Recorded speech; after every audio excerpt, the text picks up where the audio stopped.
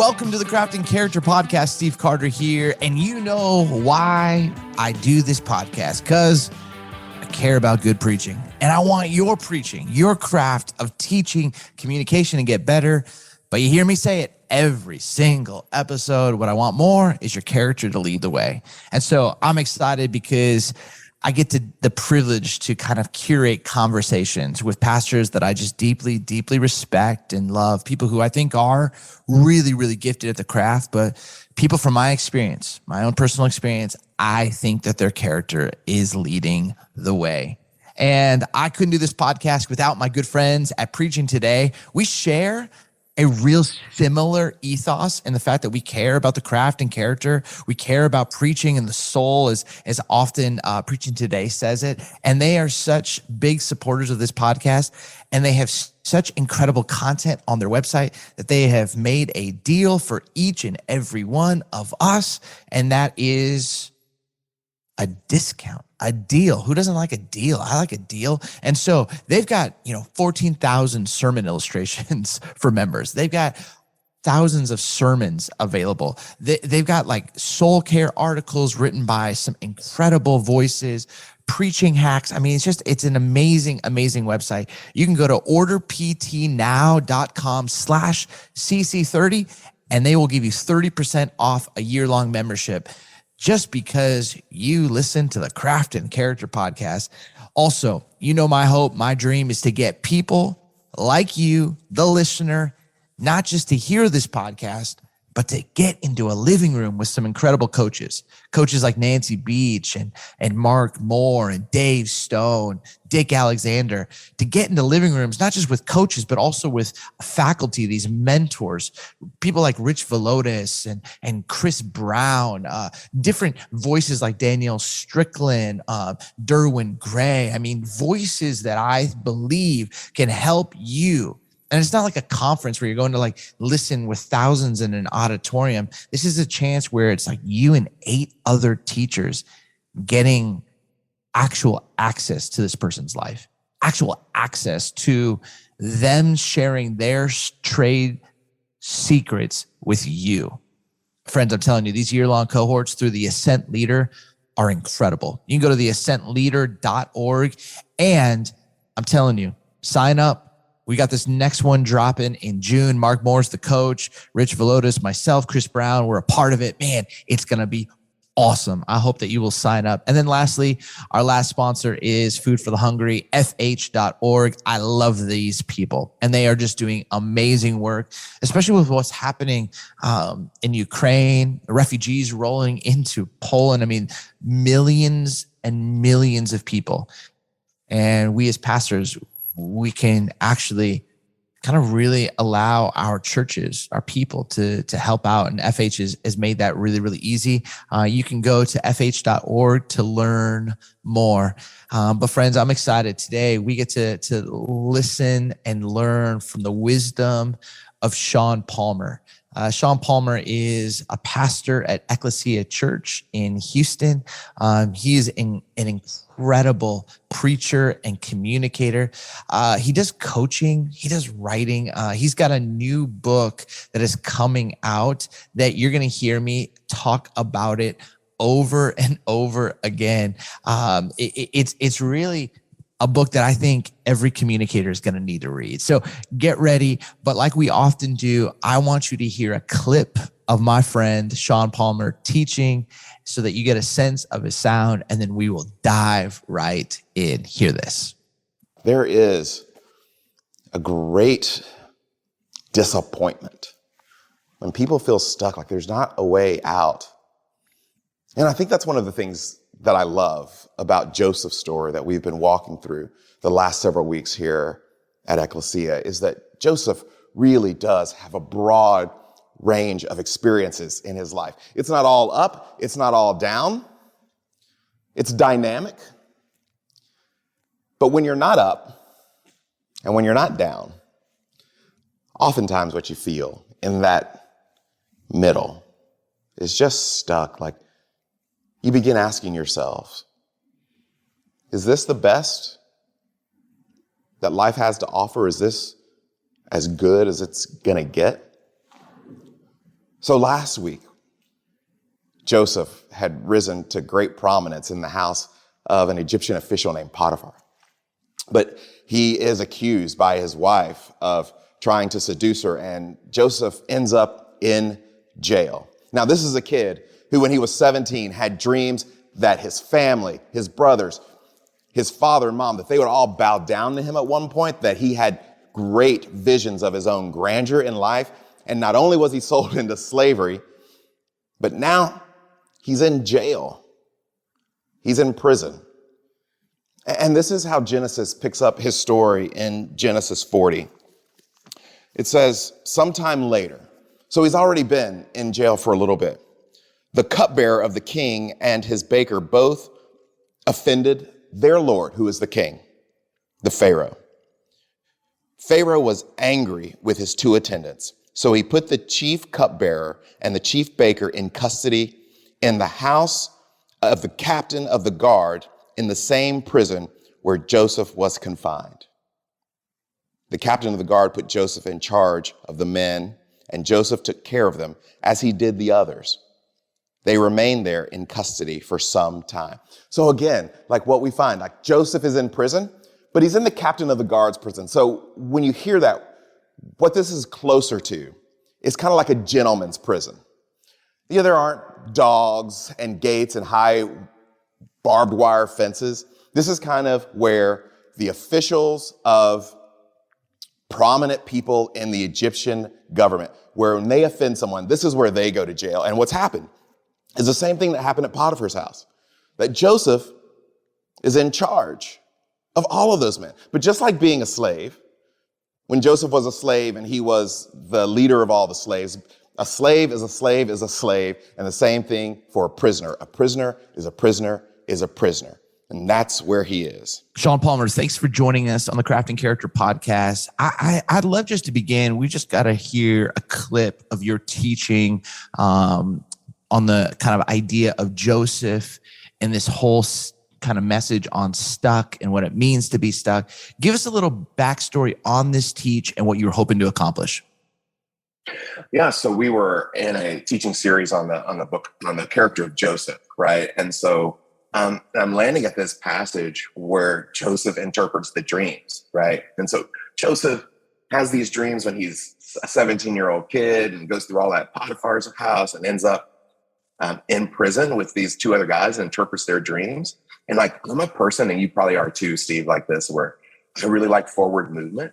But like at the beginning of that chapter and the end of that chapter, Joseph is still in prison, right? So if you didn't know anything else of the rest of that story, and it seems like the reason that we chose Joseph was because of the ups and downs of his life. And we've been through so much the last 2 years with COVID. And we felt like, matter of fact, we had to insert this teaching because we felt like we were going to be like full throttle back in terms of our community life in January. Then Omicron hit in December. And like we had to take this huge step back, slow things down, because suddenly people weren't as ready to re-engage with life.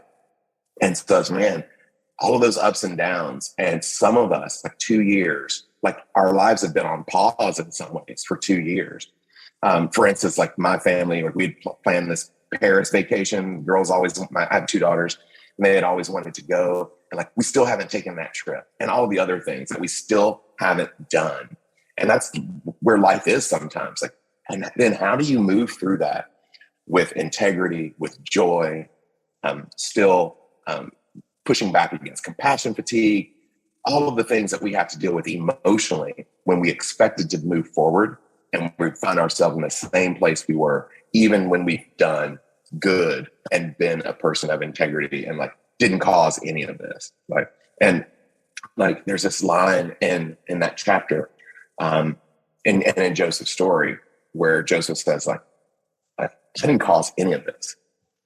And I'm a person that really believes in personal responsibility, and a good bit of your life is, your own choices. Like you chose to eat that, you chose not to go to the gym, you chose to buy that house, you chose to marry that person. But there are some things like you can't choose, and you don't choose, and you still have to suffer them or enjoy them, depending on what it is, right?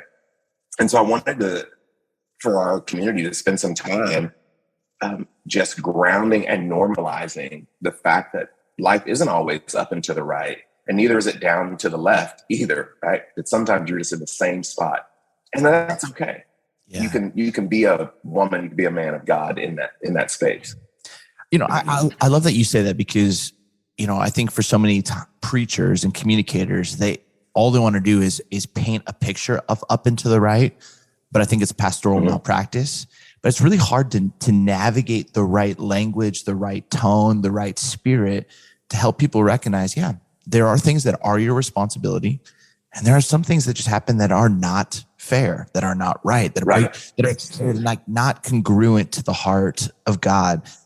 Talk about how, when you are writing a message like this, that you're going to have to shepherd, pastor people into seeing something true to the heart of the text, but that's kind of different than they've been taught. Because sometimes I think people actually believe, man, if my life isn't up and to the right, what's wrong with me? And like you said, Joseph is in prison, and he is like in where God wants him to be, to do what God has him to do, but it doesn't feel like it.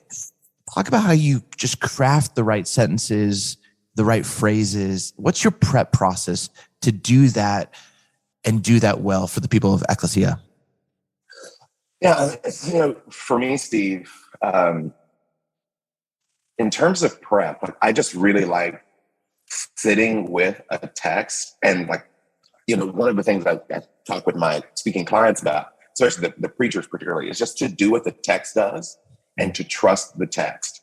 And some of the things you have to just be super obvious and plain about, like saying things like, some of us were raised to believe, or I was raised to believe, or our temptation is to think.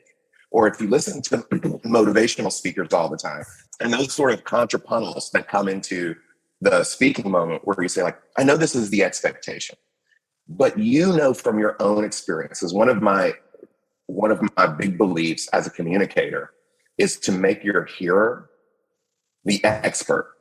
Like, you don't need me to tell you, or from your own experience. And so I'm not trying to get people to buy into a belief system that I have. I'm trading on what you already know is true.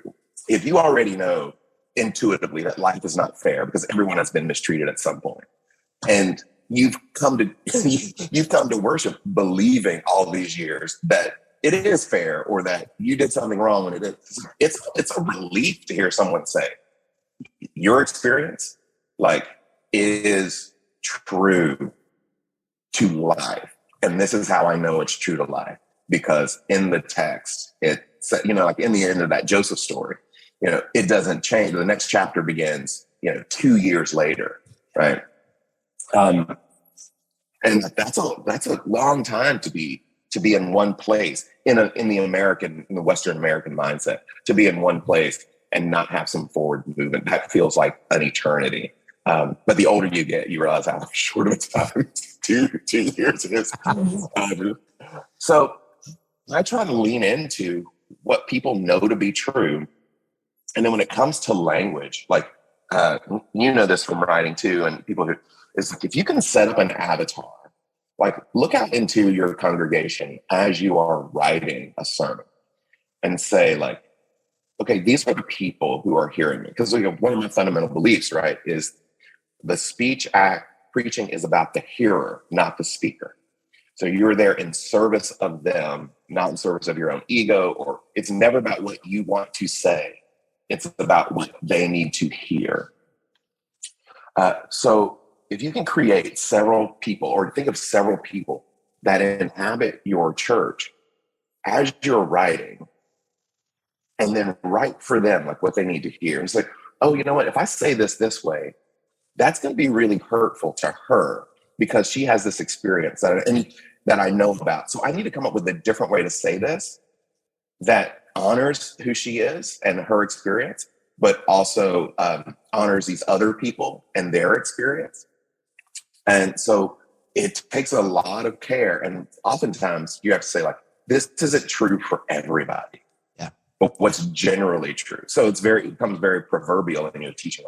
This is generally true. or it doesn't happen like this all of the time. And what you're just acknowledging people's experience, or the way that they've interpreted their experience, and that takes pastoral care. Like, right? So you have to, as a speaker, you have to go in like knowing, right, what's going on in the life of your congregation and what's going on in their lives. Yeah. So if you just come down with a pronouncement from on, that's going to be pretty endangering to some people's spirit. That's really, really good. And that's one of my favorite things about anytime I listen to you preach, is just your intentionality.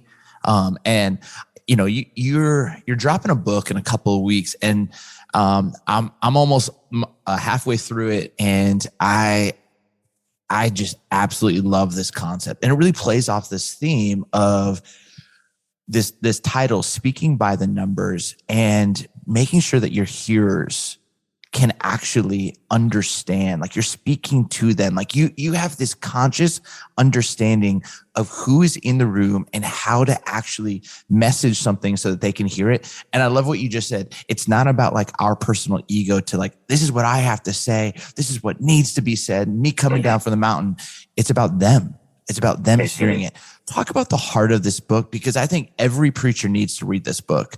I think if you read this book, it's going to give you profound levels of insight into how to reach your congregation, how to pastor them well, but it's also going to give you insight into the way that they think, the way that they understand the world. So talk about this book. I'm such a fan of you, but I am such a fan of what this book can be for preachers, even business leaders who listen to this podcast. Like, this is going to be an important read. Sean, talk to us about it. Well, thank you for that. That's very kind. Well, it started with this intuition. Well, maybe not an intuition. I think I was more taught this. But anyway, Fred Craddock says the first task of a speaker is to gain a hearing. Yeah. Right.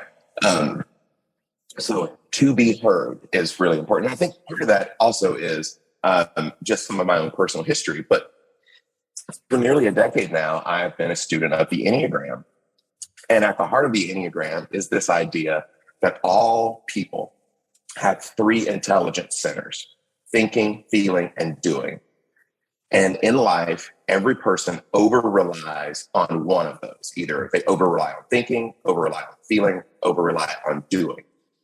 And that becomes dominant in them. But it's really like a three-legged stool. But when you become dominant in one center of intelligence, that means you become repressed in one of the others.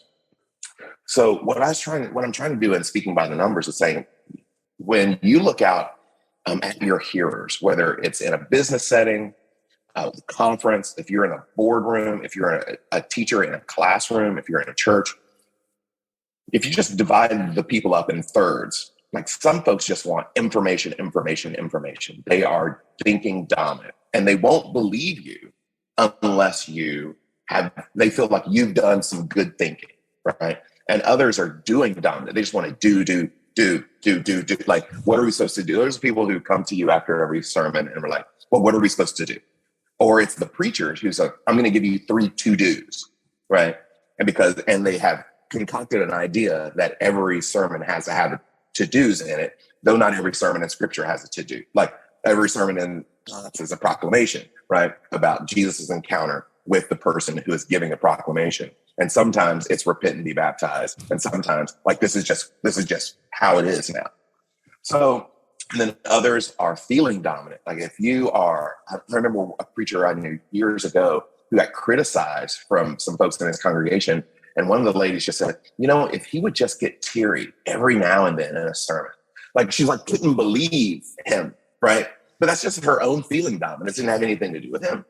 Okay, so knowing that, then we begin the task of writing, delivering sermons, knowing that some people have to have what's dominant in them addressed in order to move to the next step.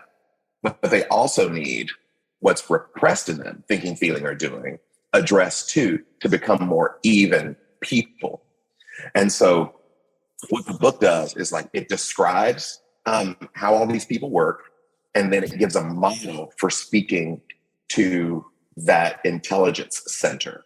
So if you were, and like, fortunately for me, like I spoke at a gathering for Texas mayors, fire chiefs, police chiefs, those kinds of people.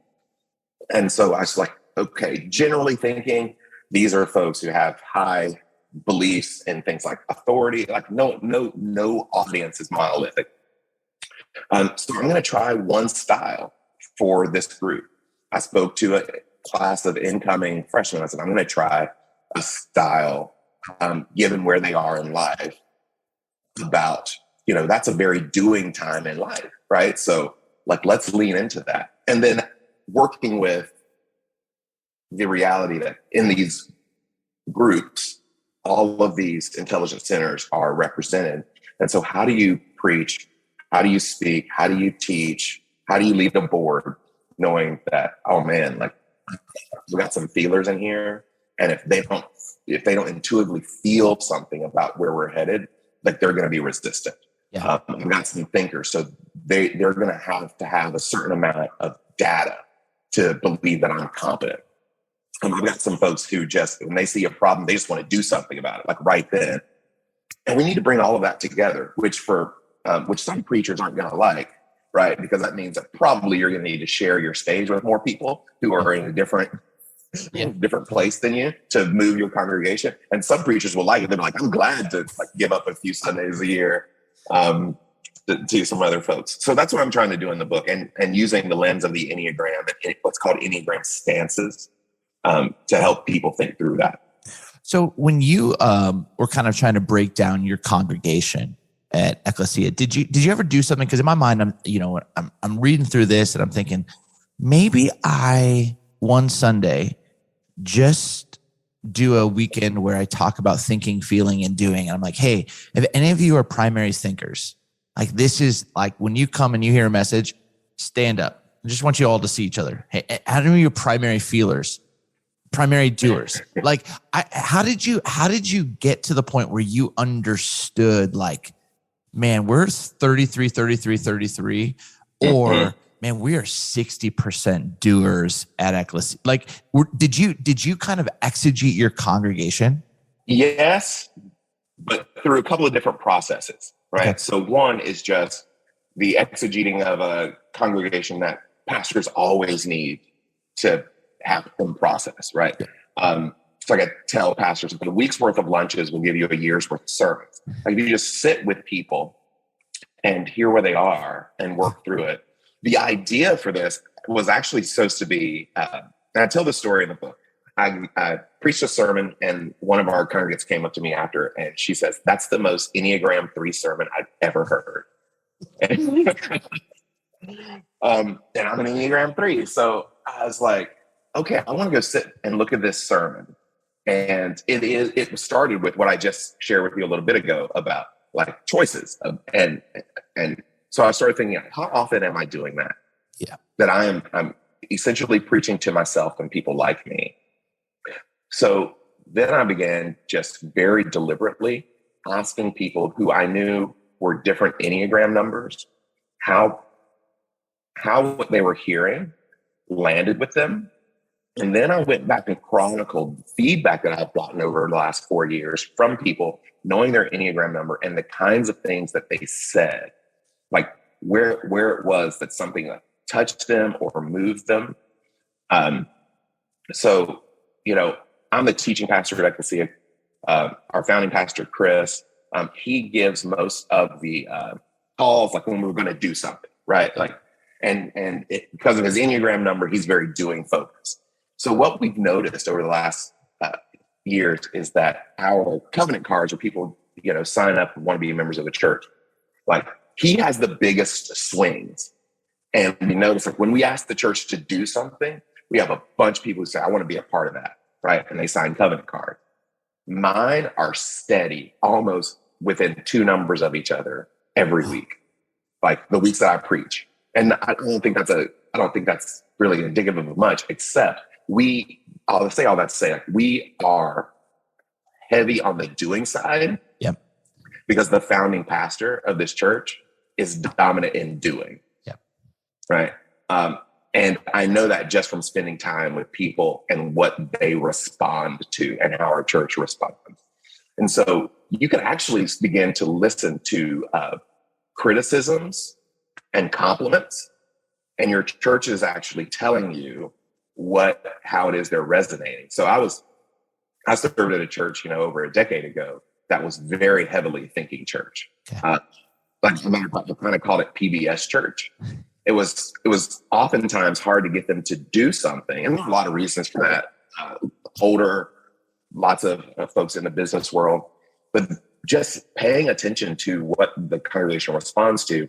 And then because I was writing this in the midst of COVID, I just started texting people in my church like crazy and having conversations over Zoom about all of it. So it's just like visiting with them. It's like, how does this land with you? When you hear this, how does it land? Because my wife and I were going to have Enneagram dinners, and we were going to have folks who are all in the same stance come over and talk and shit. But then COVID hit and we couldn't do that. So I said, well, we can still have the conversations. We just have to have them over text and Zoom. But that sort of intentionality about listening to what people were actually saying. And if you listen closely, most folks are telling you already. Yeah. Because our motivations are compulsive, right? And that's just, I am me all of the time. It's really, really interesting because, for almost 7 years, I was at Willow's teaching pastor there. And, I came out of a congregation where it was like really Holy Spirit led. So the preacher would set up like a response time, and the worship leader would like move people from second to third to home plate kind of thing.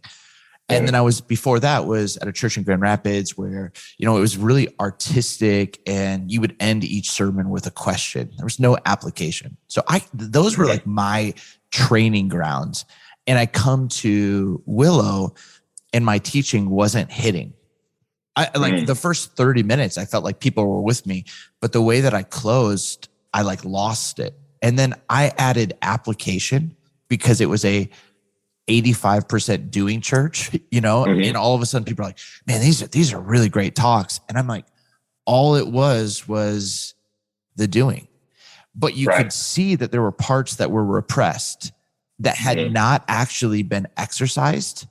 And that's a really, really interesting thing. How, when a church is so top heavy with maybe a thinking or feeling or, doing, how do you engage the repressing area to get that part into the gym?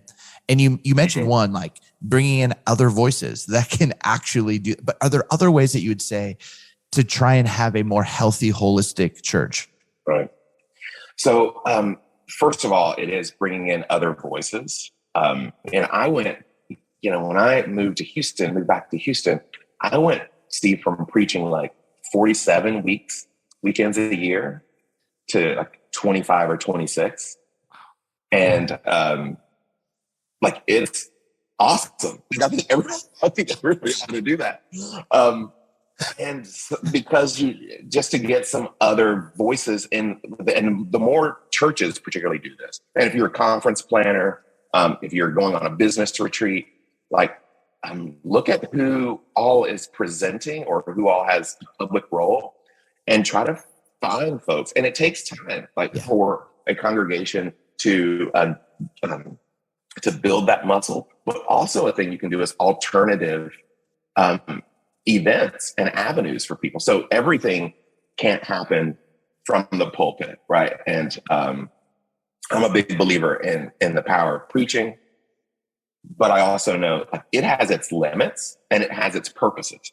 And so what we see now a lot of the time is people saying preaching doesn't do X, Y, or Z, so we need to do these other things and decentralized preaching. It's no, not really. Preaching wasn't designed to do X, Y, and Z. So it's not that it can't do it; it just wasn't supposed to.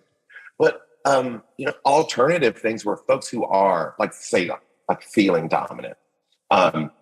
Man, feelings cost everybody energy. For instance, so if you get, I knew a really great man.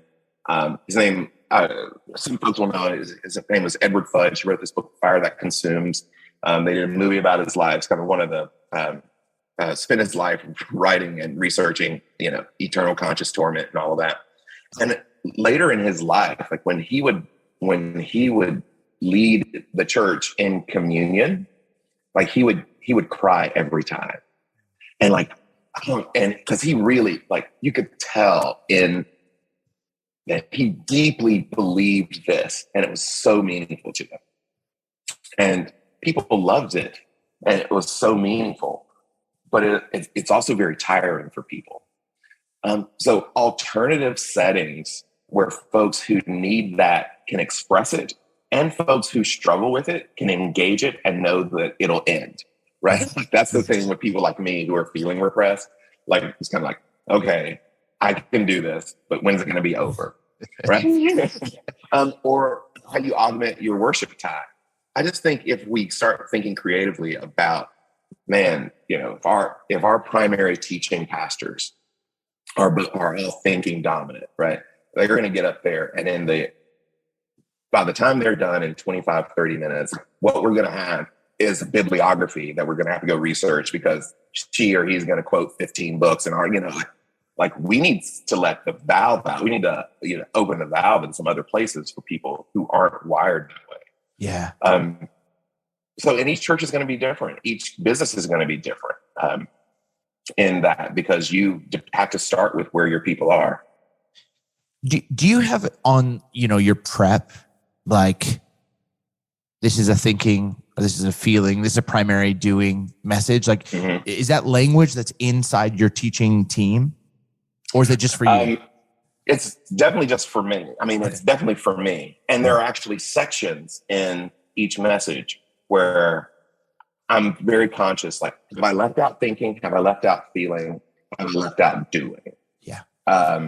And then to go back and to say, like, oh, you know what? There are some people, like, I'm going to talk about, the message that we started with the stuck message. Like, I got to the end of that, and it felt like something was missing. And so I tell the story of Anthony Ray Hinton, who I met and interviewed last year. And like, it was a feeling moment.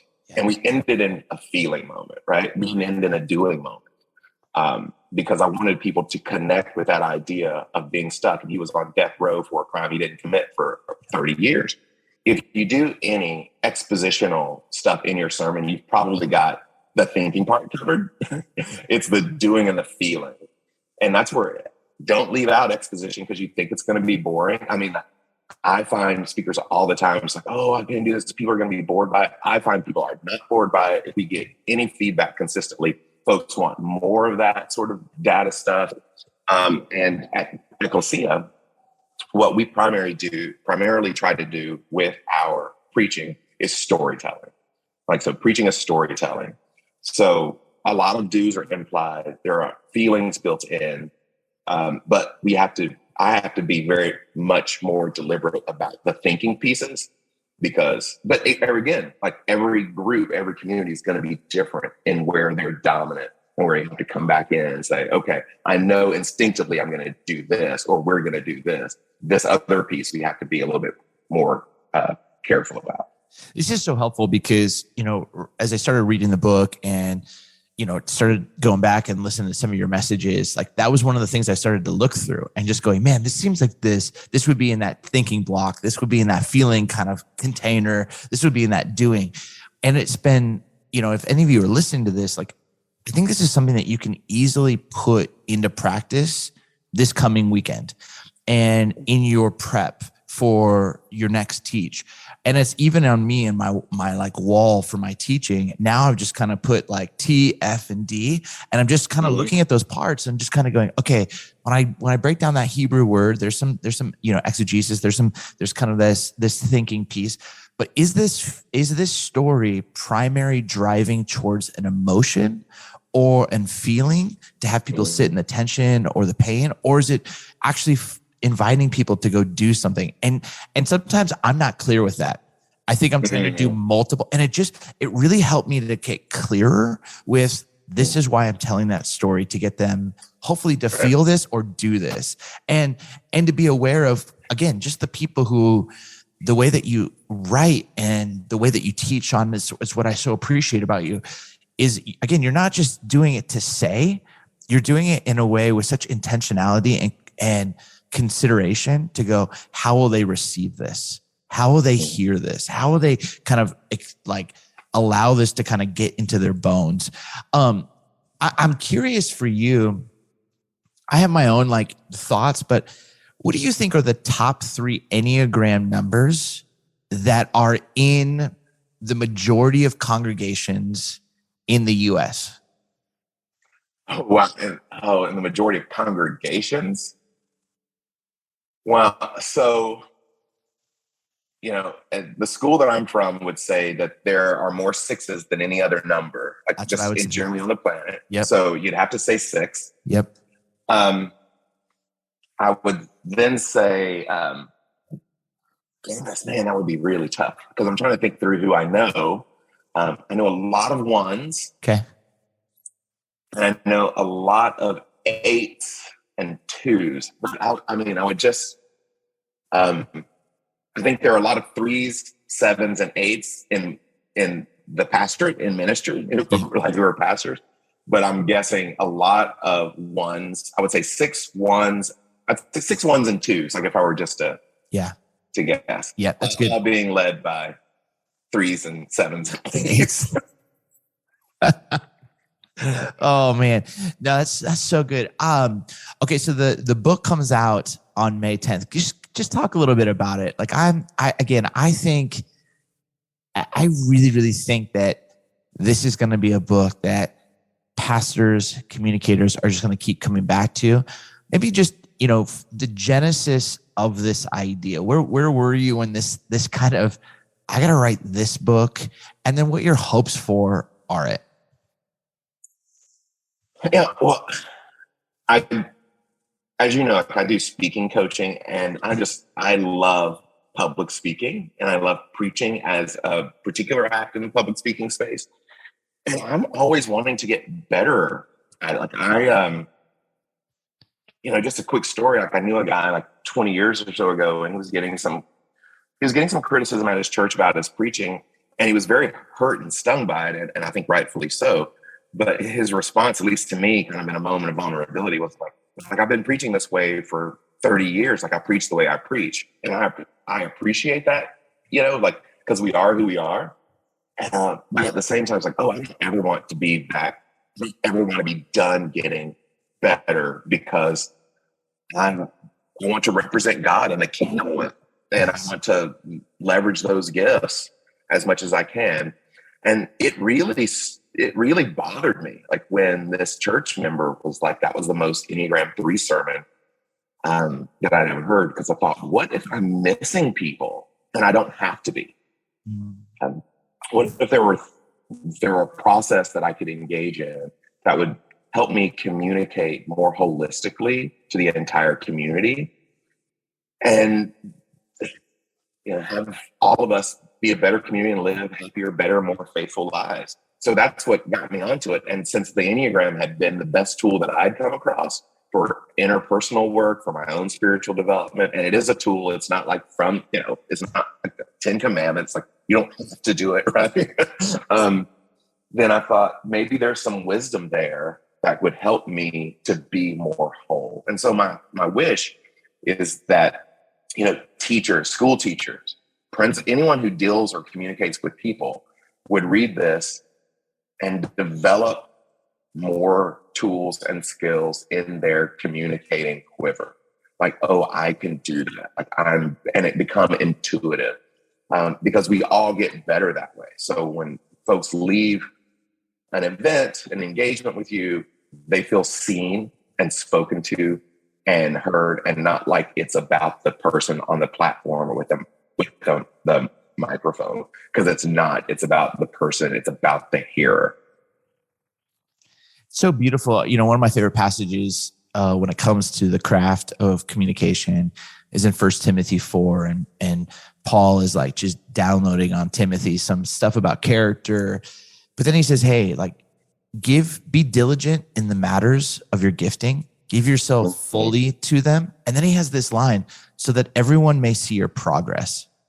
And I think that's something that, what you kind of articulated is that for many people in their 30s or their 40s, they just kind of get into a way of doing their preaching or their teaching or their communication. And they're like, I can't teach an old dog new tricks. And they just plateau into their 50s, into their 60s, the same kind of voice and sound.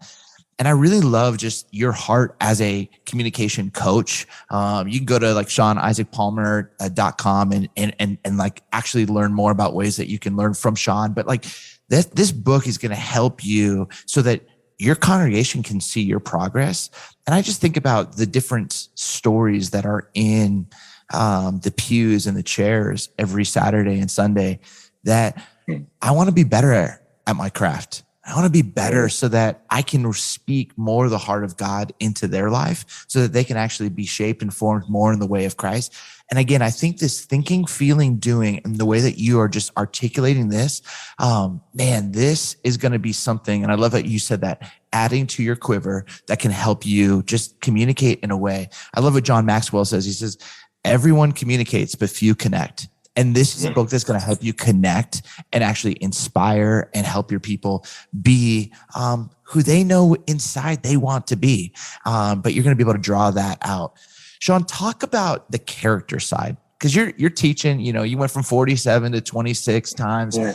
But I mean, like you're coaching people.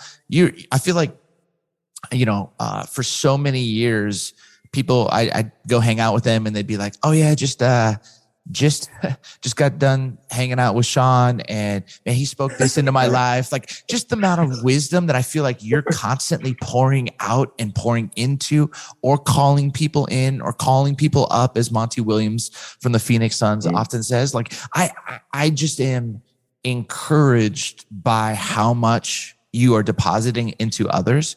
How do you keep your soul just fresh and renewed on the regular? Well, this has been such a long journey, right? So I never presumed to know how I keep my soul fresh or actually doing it. Like there are some very simple practices, like weekly Sabbath has become huge for me.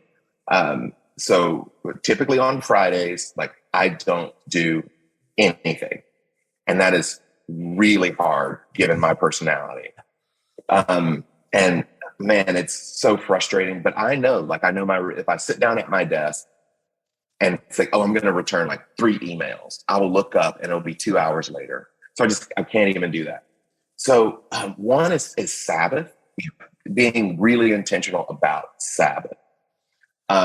Another is walking. Like in the last year, 2 years, I was walking with my daughter yesterday. And we realized like it's been 2 years. When COVID started, we wanted to make sure that they got out of the house every day. And we started rehearsing what it was really like the early days of COVID, where no one was going anywhere and everything was shut down. And so we started walking every day. Our mutual friend, Tara Beth Leach, put me on to Mark Buchanan's book, I think God Walk or Walk with, I can't remember what it was. The spiritual practice through the ages for Christians, for God followers, has been walking. And like that time, it's an hour a day. Like I just walk for an hour a day. And that time has been really refreshing and replenishing. It gives you a sense of space. Like when I drive around my neighborhood, it takes 5 seconds. Like when I walk around, it takes so much longer. I get a sense of I get to see the eyes of my other neighbors who are walking, and the kids who are playing, and the dogs. And it reminds me that I am located with people. So that's been really helpful. And morning reading, like I wake up in the morning, I have coffee, sit in my big chair, and every day I read through a gospel. And my practice of reading through the gospel, and people who have heard me on other podcasts probably say, I'm tired of you saying this, is like I just read through until I feel like God gives me something. It's not I'm going to read a chapter a day, or I'm going to read a story a day. It may be 2 chapters, it may be 5 verses, just to keep me grounded like that. And then I have teenage daughters. So if you ever think that the key to humility in life is teenage daughters. So you'll never get, you'll never get to actually, because I have a dog, and the dog walked with me, and I was with a spiritual director, and I was complaining about my dog, and he was telling me how much he liked his dog cleaning up their poop in the backyard, because that is so grounding for him and his ego. Like, you're the guy who cleans, like, no matter what you do, you're the guy who cleans up poop. Right. And I've tried to embrace that because, years ago I read Thich Nhat Hanh, Pieces Every Step, and he talks about washing the dishes. And so really for me, one of the big keys is to only be doing the thing that I'm doing. To not think about the future, not think about the past, but like if I'm on the exercise bike, that's the only thing I'm doing. When I'm walking, that's the only thing I'm doing. When I'm writing, that's the only thing I'm doing. Just to be present in that moment. Man, that's really, really good. I'd say that, to look back, we're 40 some episodes in, and Sabbath is definitely number one, but this is the first time anybody has mentioned walking. And I'm a firm believer in that. I'm a 3-2. My mantra is, if I'm not winning, I'm sinning, and if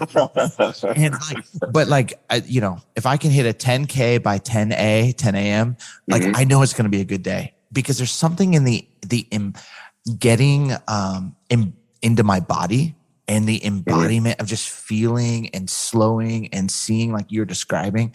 But I also just love just how you articulated that, like, be actually where you are, like, do that one thing. I think for many of us it's just so easy to be in multiple places and to be thinking about the next meeting, the next event, and we don't know how to be fully present. So I just love just those specific practices, and adding a little bit to the picking up of the dog poo, like it's just the humility, and that those are great practices to remind us, and allow us to be shaped and formed in our character to be more like Christ. Sean, I'm grateful for you. I'm grateful for your wisdom. I'm grateful for your love for the church. Just one last thing, like, help people know where to find you, and then we'll end this podcast. Yeah, the easiest place to find me is my website, SeanIsaacPalmer.com, and you'll find book resources there, how to connect with me about Enneagram stuff, for speaking stuff. I think there's actually a link. Like, I send out a Substack a few times a week for folks who want to receive that. So all of that's there. It'll lead you through Facebook and Instagram and those other places too. So SeanIsaacPalmer.com is the place to go. Awesome. Well, hey friends, thank you so much for just joining us on the Craft and Character podcast. And I want you to know that we are going to do a giveaway, because I want this book in your hands. And again, this podcast is coming out in late April. The book comes out May 10th. You can go pre-order it. And pre-orders, I mean, I can say this because I know this, but I can say this for a friend. Pre-orders matter.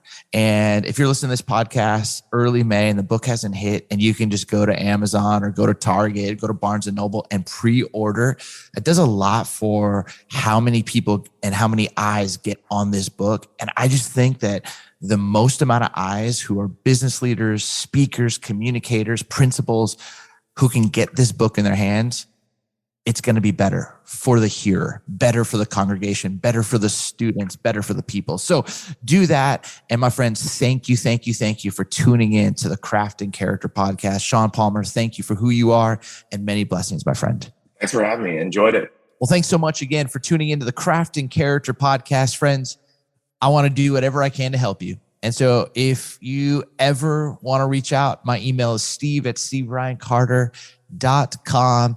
Please check out Preaching Today. I'd love to hear your thoughts. Check out the ascentleader.org. I mean, we got some transitions cohorts. If you've just been handed the baton, we got a church planning cohort that's being launched with Andy Wood, who's like leading that whole charge. He's a senior pastor at Echo Church in the Bay Area. And then obviously we've got some amazing craft and character preaching cohorts, for any teaching pastor, any senior pastor, any emerging pastor or voice in the church like that you want to raise up, send them. This will be an amazing experience. And if your church wants to get involved in helping some global issues, you got to check out fh.org. But everyone, my friends, I hope you have a great week. Much love, grace, and peace.